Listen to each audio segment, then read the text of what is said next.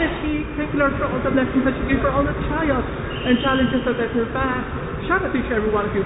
Guys and guys, let's continue our part 3 of Forex series here of 60th Binibini Pilipinas. Glam shop and national costumes. Okay? They're glam shops rather. As I was saying last night, she looks like Aubrey Miles and a combination of Megan Young. So let's now continue. Enjoy watching.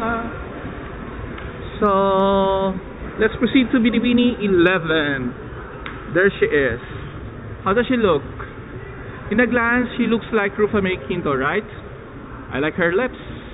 And she's from Caloocan. Her name is Kim De Luna. And this is her national costume. And let's proceed to Binibini 12. There she is.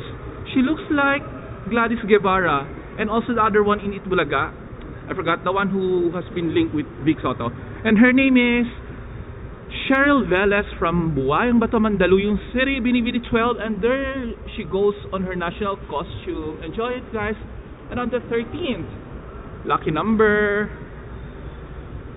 There you are. So how does she look? Who she's been look like, huh?